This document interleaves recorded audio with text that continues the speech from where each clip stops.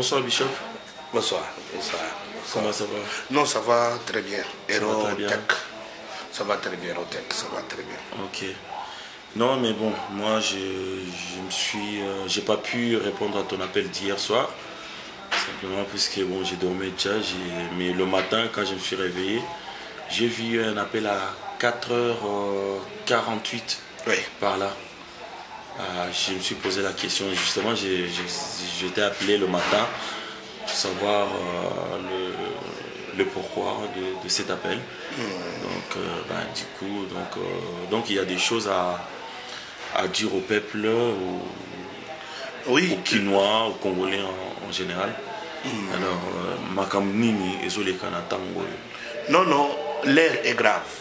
L'air est grave. Au moins, je suis toujours option. Je suis consultant politique dans Hérotech. On fait les analyses quotidiennes pour informer le peuple congolais de ce qui se passe réellement. Sans esprit partisan, sans régionalisme, sans tribalisme. Moi, je suis Kassaïen. Aujourd'hui, je soutiens Vital Kamerhe et j'ai la considération à Moïse Katumbi. Vital Kamerhe, il n'est même pas du Kasaï. Alors, Moïse Katumbi, il n'est même pas aussi du Kasaï. Alors, je peux me fabriquer un leader kassaïen pour que je sois son soutien. Alors, je ne vais pas aller sur ce terrain-là. Et c'est ce qui a détruit notre pays. Ça se voit aujourd'hui, tout le monde a les réseaux sociaux. Notre bien-aimé Fayoulou, tout ce qu'ils les soutiennent, ils les disent tout haut.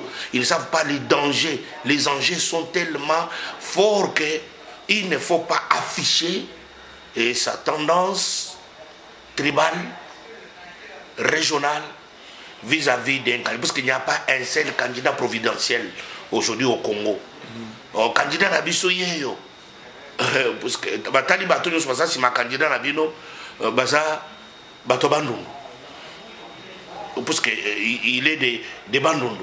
Ce n'est pas que tu as Bandundu. Mais Makambouana, ici là qui regardez sur les réseaux sociaux, ça se voit. Mon mutozol bakay ngai candidat ngai Fayoulou. Otali mutabandundu. Otali mais n'habite ba Congolais toke wapi, tozo kende wapi. Parce que j'ai le micro, j'ai l'avantage de parler. Non. C'est dangereux pour le temps qui court. Parce qu'il n'y a pas quelqu'un seul sans l'unanimité de tout ce qui se passe.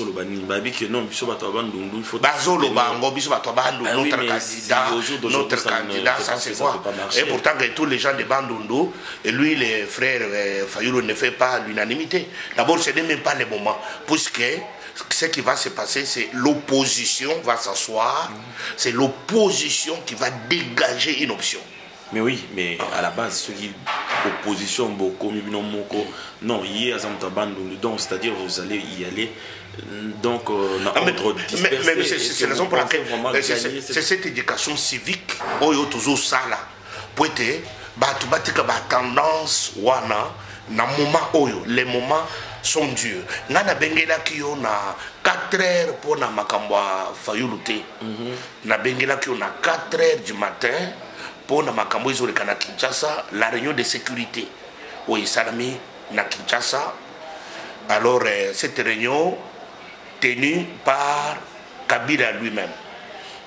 Kabila a tenu une réunion de sécurité. À 4 heures du matin? Non, c'était dans la journée. Mais l'information m'est arrivée à 4 heures.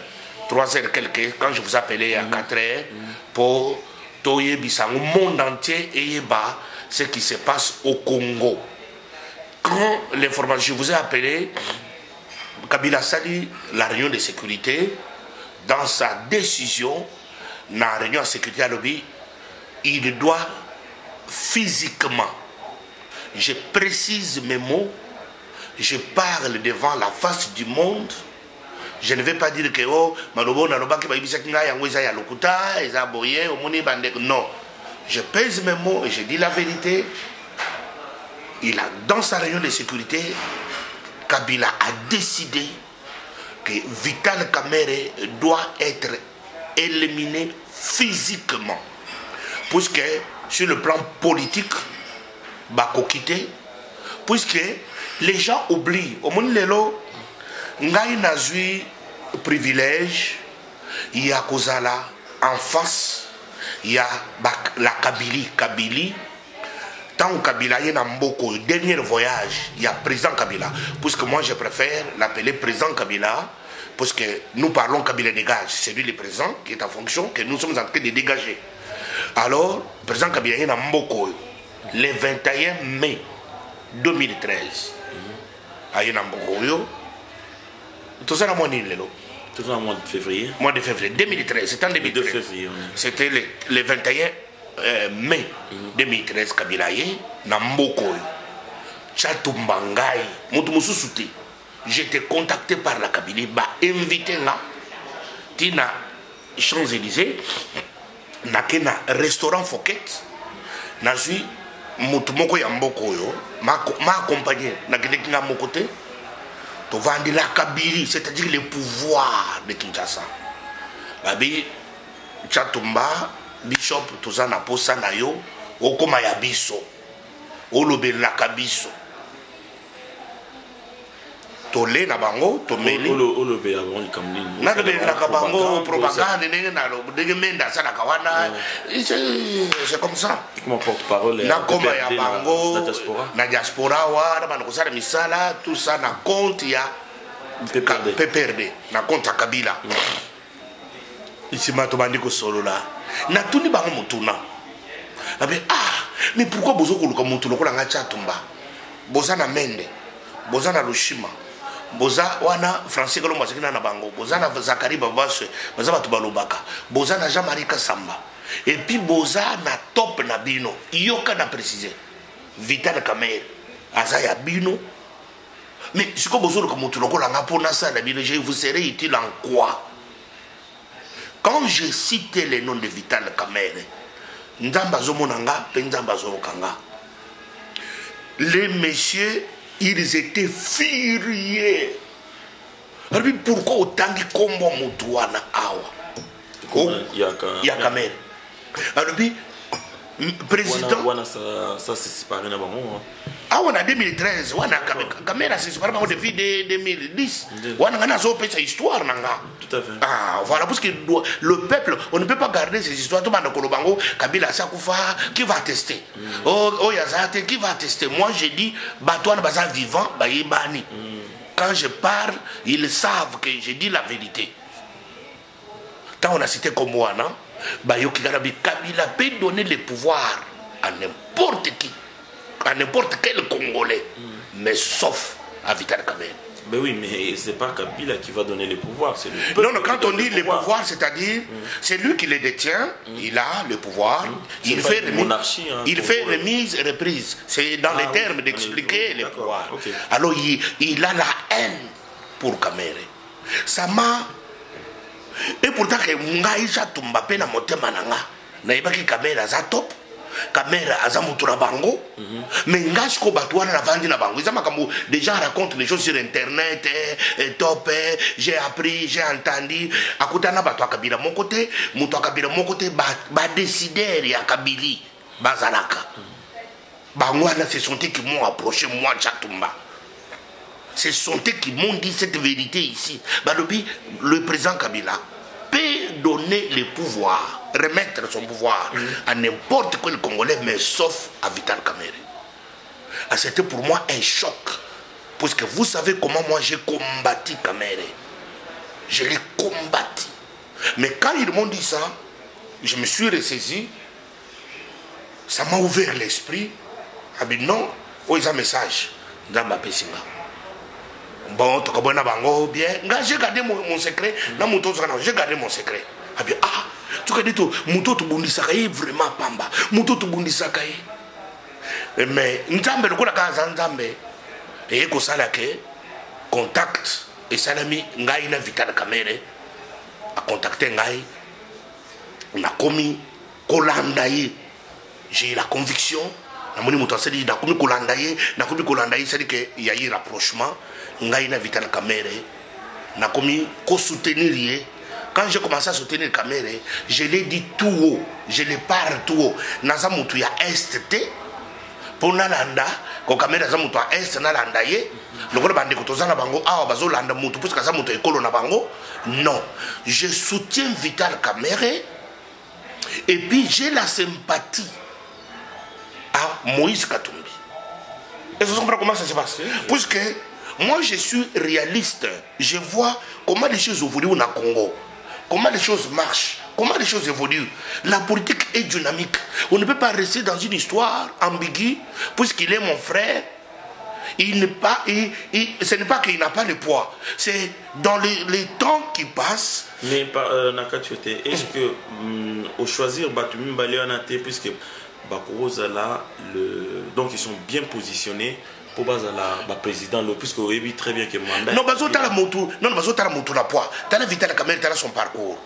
Parcours, je rentre encore dans le passé. Vital Kamere, après 1+4, après Sun City, Vital Kamere a commis chef de campagne, directeur de campagne à M. Kabila. C'est-à-dire, dans les termes quinois, honnête Lobaka, Moutouati Kabila n'a pouvoir. Et c'est Vital Kamere. Mais Yoka, a-t-il le pouvoir?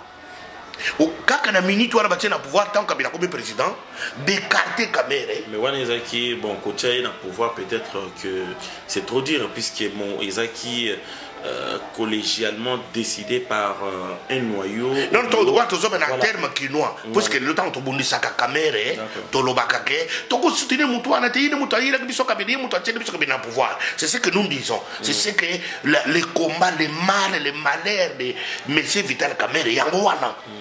Vous comprenez?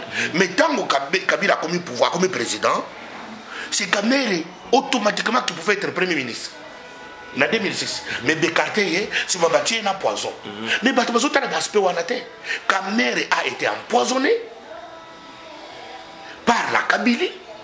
Mais et pourtant. Non, Kamere, c'est le premier, tout le monde connaît que Kamere a été empoisonné. Kamere a été empoisonné. À l'Afrique du Sud, qu'on s'est fait traiter. Il fut sauvé. En Afrique du Sud, Kamere a été empoisonné par la Kabylie. Mais c'est lui qui a fait la campagne de Kabila. C'est lui, dans nos termes, autres termes quinois, que Moutouatiaki Kabila n'a pouvoir de Kamere. Mais tu t'imagines, il y a déjà les salaires au foutu moutou. Mais tant que tu sais que tout le monde qui va se payer, quelqu'un a payé de son prix.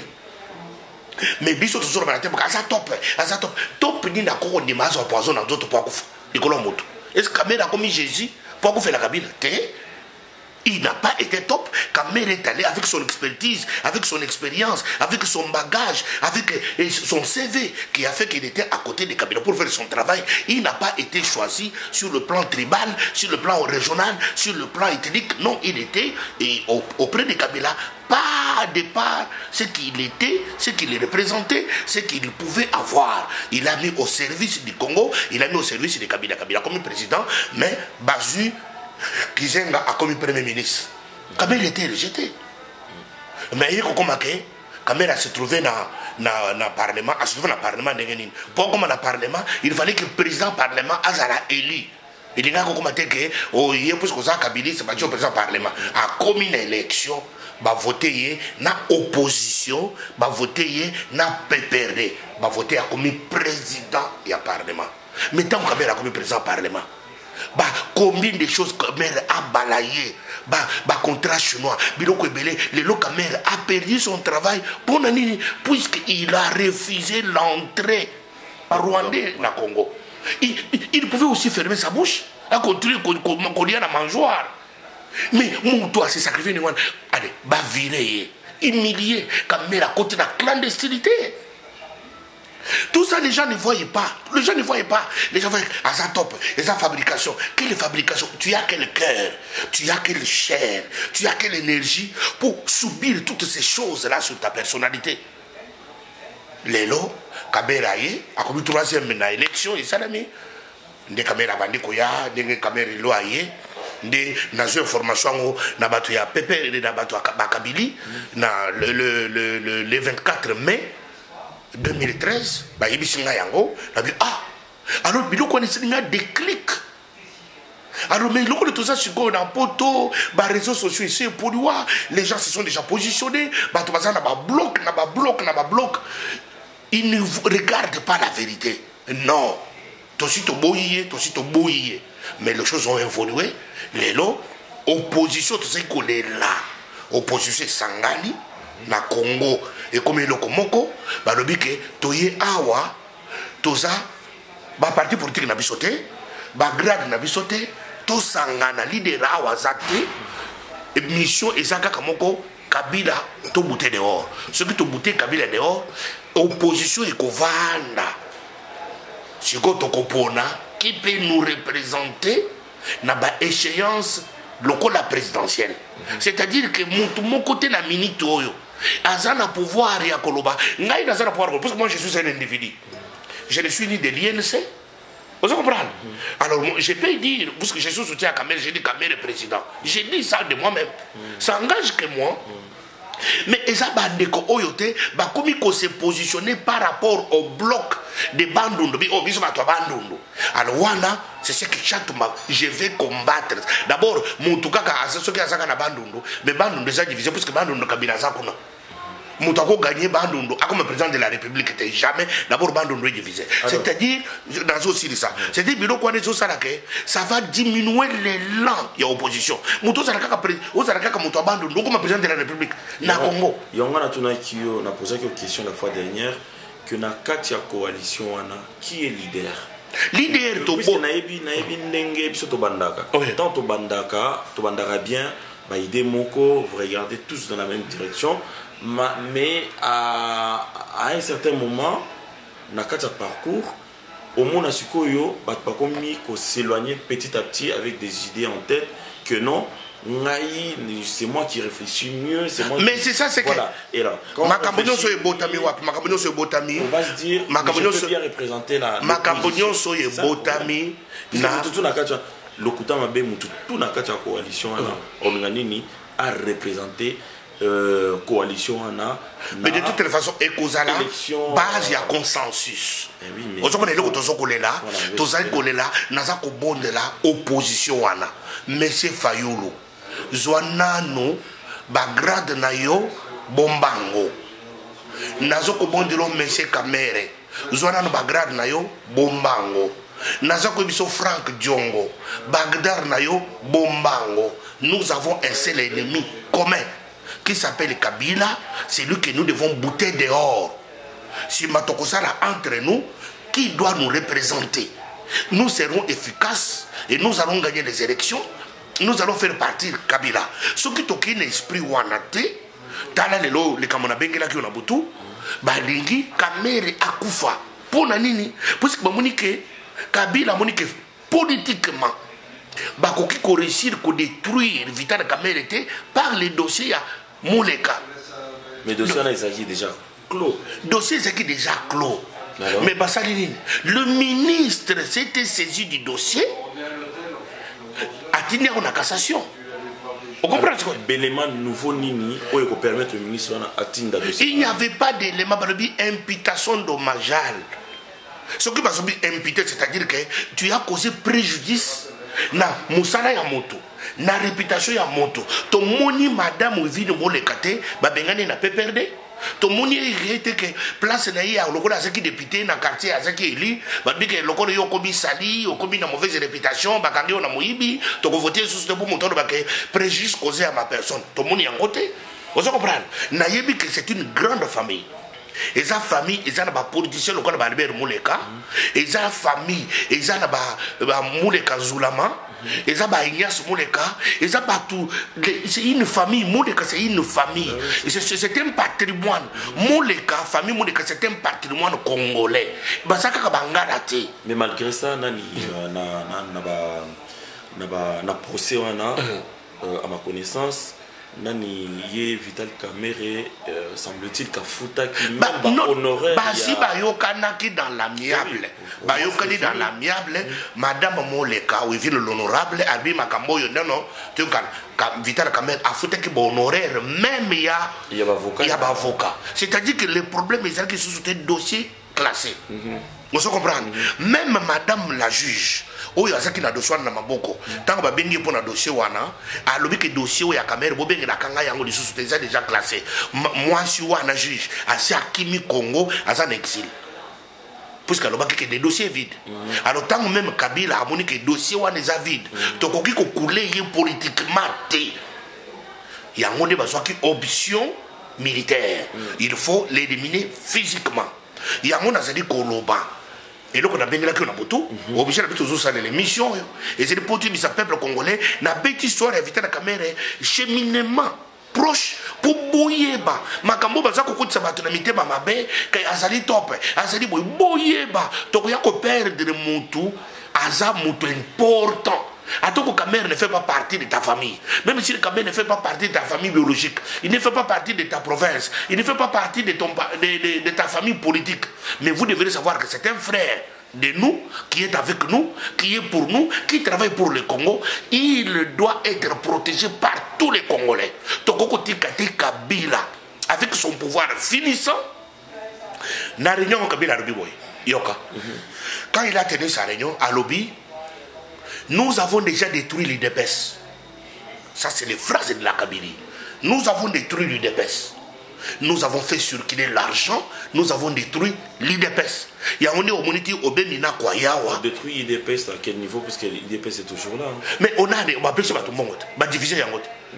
l'UDPS c'est la milité comme le coquille vide. Puisque va détruire quand il y a l'UDPS, va détruire l'UDPS. Va détruire. Il y a un gros moni nani. Monsieur Beminako, Ayawa, a Katisi, a Kekoluka famille à Tshisekedi, a proposé Bango, Félix, a comme premier ministre, va signer alliance. Na IDPS, le col va signer alliance, na Moutakizenga en 2006. Vous comprenez?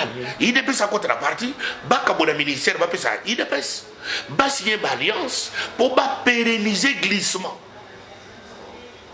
Yangonde mission oyo obimina kwa yake asali yango na Belgique mais gloire à Dieu à côté na bato yide pesa moso bakale mais nazili ko lancer appel na maman Marthe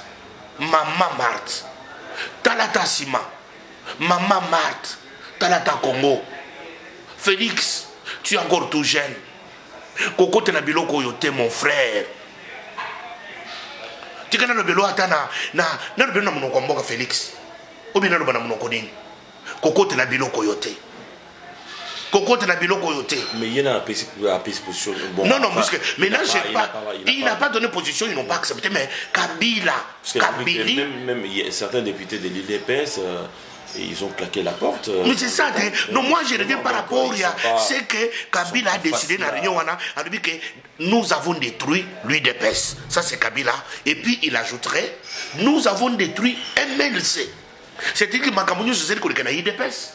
Il y a des troubles, il y a des baboyés, il y a des baboyés, il y a des vungu, il y a des motorisations. C'est ce que dit, nous sommes faits par la Kabylie pour se mettre cet amourement là. Et puis, ajouter que nous avons détruit MLC. Makamounio se dit qu'il y a MLC, Batoma, Louaka, Ngwake, Aubert, Bazui, Bango, Kotoyo. Et ça dit logique, on a détruire. Mais Bakomi, na INC, Bakuta, na morceau dire. Vous comprenez? Badigaki, mon député qui était de l'UDPS, oh yo adiga kosana makambu, akende tantôt koto, allez va virer les bandes. Alors, c'est-à-dire qu'ils n'ont pas réussi l'UNC. C'est-à-dire savoir comment couler politiquement Vital Kamerhe. Va réussir n'était pas la Kabylie. Et en gros, il faut Vital Kamerhe, Azara maintenant, détruit physiquement. Tango, si décision en réunion, les commandos qui étaient chargés, bateau va service à banner, bateau va service à renseignement, bateau nous sommes chargés, et que les commandants ont le local en zambara la kate, à chaque ba ange en zamb. Moko na bango ange albite ngai nakanisaka ke kamero yo azali top nakanisaka kamero yo azali mushar nakanisaka kamero yo azali kameleon nek bato bazobenga kameleon lelo siko Kabila ye moko azondi makameleon na ye topo yo batinda kuna na nini akufa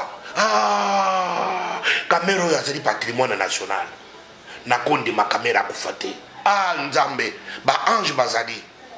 Il y a encore des hommes de bien. qui existe, qui continue à être là. Et puis non, Kamer ne peut pas être assassiné. Bande Konangai, on veut assassiner Vital Kamerhe. Moi, je ne suis pas de l'Est. Je ne suis pas de l'UNC. Mais vous devriez vous constituer un bouclier humain. Place Yos Kamera ça. Place Yos Kamera ça kolala. Bolala na ye. Mais nazo kosenga na monsieur Kabila. Président Kabila. Président Kabila, il y a une vie après la présidence. Il y a une vie. Ne commettez pas l'irréparable. Mais là, quand le pouvoir est en train d'être fini, tala makambo sozo sala, ezali ko jouer, ezali ko yebana. Ngai bana musinga na pongi na 4h du matin. C'est pour vous dire que makambo sozo bomba bana eza sosoté. Maintenant ko senga na yo. Makila ya Congolais tangi mingi. Ko tangisa makila Kamerhe te. Ko tangisa ulinga ko tangisa makila utia ye poison, akufatenza mabatela ye. Ko tangisa makila Kamerhe te. Ko tangisa makila Kamerhe te. Et puis na réunion wana dans le makamwa Kamerhe si mababakisi. On dit pourquoi Nazolo Baké, j'ai la sympathie pour Moïse Katumbi. Moïse Katumbi, je ne suis pas de ton parti, mais tu es notre frère bien-aimé congolais. J'ai des sympathies pour toi. Pourquoi? Puisque la Kabylie a décidé que Moïse Katumbi tango kozonga na Congo bakokangaye on a pas préparé déjà dossier. Il y a détournement des deniers publics, il y a spoliation, il y a richesse naturelle. Tout ça bakangaye bakotise na makala pour empêcher que akoki kokoma ko postuler te comme président ba détruire politique. Yango ngai tango na yoki makambo wana na bi badingi ba détruire kaka batoyo bakoko sala quelque chose pour le Congo. Yango mlinga na bi je suis des soutiens de Kamerhe, mais j'ai de la sympathie pour Moïse Katumbi. C'est-à-dire que si tu as un système ya ganga, c'est-à-dire que okokanga nani okumuna nani système mitumi bale mitumi bale mitu tokoko ni matena zo senga na ba congolais tout bino bakatange balobi boy soki ba Moïse Katumbi bakotise na boloko bazozwa zowe azo koma gouverneur ya Katanga. Comment bino bakatange Lumumba akufa na mboka na bino. Comment bino bakatange ndeko na bino ayawa Kabila Laurent Désiré Laurent Babumiye Kabila bakatange. Comment bino bokoko ni make le malheur ya Congo bino bo croiser les bras bazwe na bino susuzowe akoma na mutu ya gouvernorat ya Katanga boté comme un seul homme d'information oyo soki boko négliger d'information oyo ata olingi tete na ngata la mutu nanga soki mutu nanga eza ko sepelisa yote ce n'est pas un problème.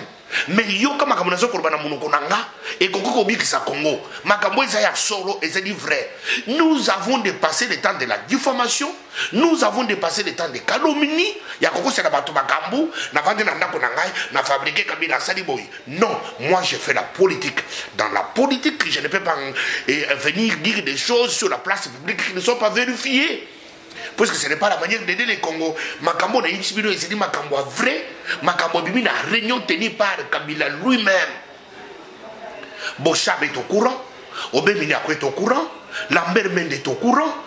Malumalu est au courant. Pour la Makambo. Mais tout ce qui est révélé est condamné. Lokola Makambo est Bimi. Moïse Katumbi bako kangayete. Lokola Makambo est Bimi. Zoé akotika na kokoma gouverneur ya Katanga te.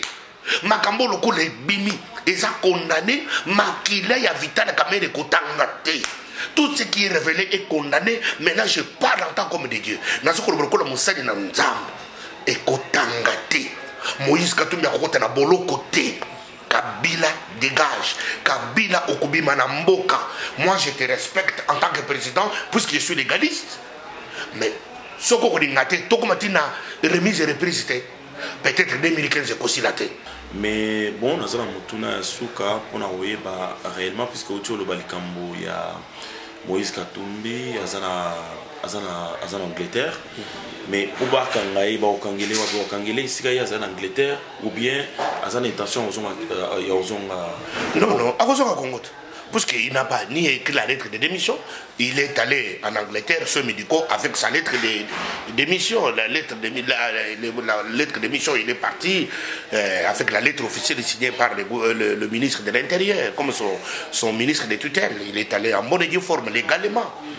Il se faire soigner. Sikoyo sima, baza ko montrer Kabal, baza ko montrer Babiloko, Congo Kakabato, ba Joseph. To bu bakaka ba Joseph na biso Kakabato malamu. Ba we bakoki ko sala ke mboko yo démarrer. Bande konanga, tala Moyambo, Jean-Claude Moyambo à prison. Tala mais Christophe Ngoyi. Bakoko ya ko bomede susu biso Christophe Ngoyoyo, lokolo babomela ki biso Chebeya. Tala Ewanga na prison. Et là, Marc Mukebai, journaliste, na prison. Et là, Ewanga, na prison. Jomi Dongala, na prison. Mais finalement, bande kunanga. Et puis, bino ba katangé dans son kamwa.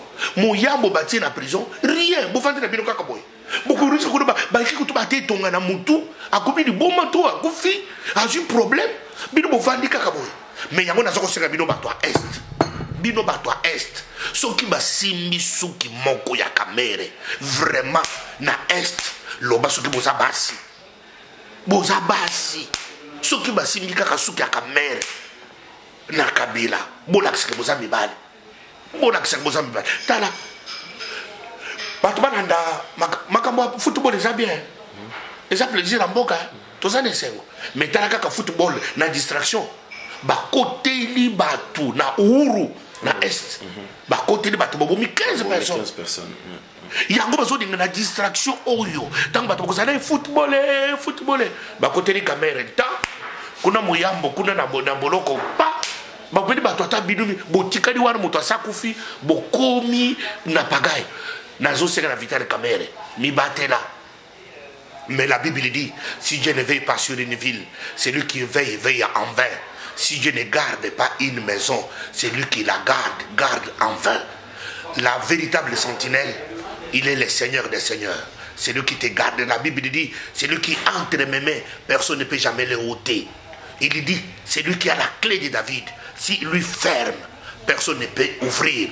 S'il lui ouvre, personne ne peut fermer. Ndamba ko batela yo. Nzamba kubatele Moïse Katumbi, Nzamba kubatele Mouyambo, Nzamba kubatele Wanga, Nzamba kubatele Christophe Ngoyi, Nzamba kubatele Martin Fayulu, Nzamba kubatele Frank Djongo, Nzamba kubatele Albert Moleka, Nzamba kubatele Gabriel Mokia, Nzamba kubatele tous les opposants politiques congolais, Nzamba kubatele Bango, Fayulu place aux États-Unis, Nzamba kubatele yo, bakubatele ma, tokomona place Kabila, Simbata Suki ya mutu mon côté. Toko kene na Kabila kakaboy kan toko mina suka remise et reprise soki Kabila akoyoka mungu wa Nzambe mais soki ako santité et ko sera trop tard. Voilà bande konangai message oyo, c'est un message politique. Ce n'est pas ni message de combat, ni message de règlement des comptes, ni message de guerre. Oyo ezali éducation civique mobimba, ezali information, ezali renseignement, ezali makambo yo boko tsango mitema na bino po ete Congo bako sa lisusu biso te. Totikala na mboka na biso toya koyeba qui a fait quoi. La justice fera son travail. Mais na minute oyo to sur soir ba tendance, to sur soir ba position. Alors, nous avons profité de l'occasion. Un pasteur, alobaki en France 24. Alors, bateau, pasteur Wana Jacques, Azali, pasteur église la Torah. Église la Torah, et c'est l'église de jeune frère Nangaï, apôtre Fédor. Ndekolo église visionnaire et responsable de l'église Wana, Nobervilliers.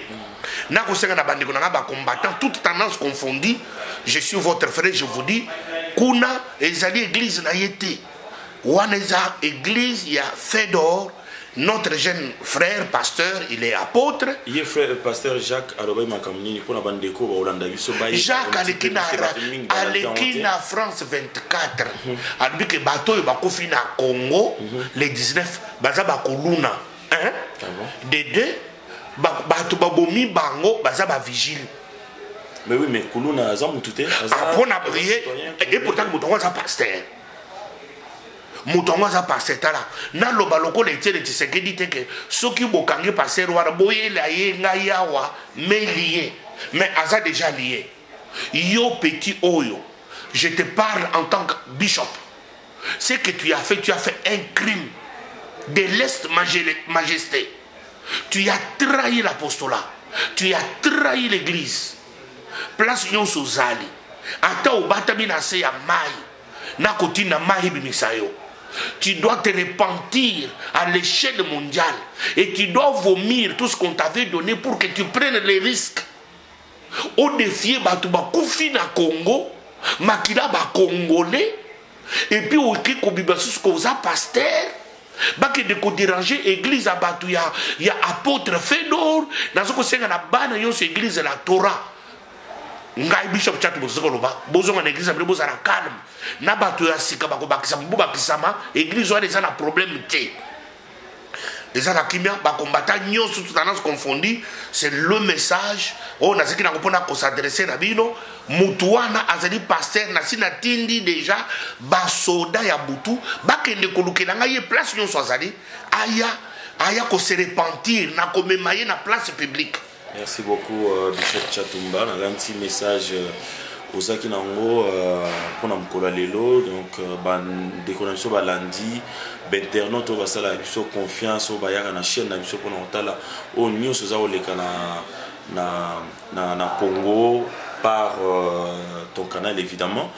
Et donc on a aussi un message on a aussi Bolanda puisque Bishop a soulevé point moko oyo to ba téléphone semaine mobimba ba to za poser biso ba question ndenge nini basali na Nzambe soki marche ezali tozo mona bango te soki makambo etali Congo tozo mona bango te et donc tozali en ce moment na kata ba reportage avec na interview na basali na Nzambe pour tozo ba avis na bango et puis ba ndeko wana na 5 bango toza na bango na plateau et puis to solo là et puis avec accompagnement ya Bishop à répondre na quelques questions pour éclairer tous les points d'ombre sur lesquels vous se poser ma question. Voilà Bishop, vraiment merci mingi na nenge o bengaki ngai et surtout nenge respecter rendez-vous na yo et na ngati tokomba la sima. Merci beaucoup Bishop. Merci, bonne soirée. Merci. Pour tous vos événements, séminaires, baptêmes, mariages, forums, c'est Eurotech TV.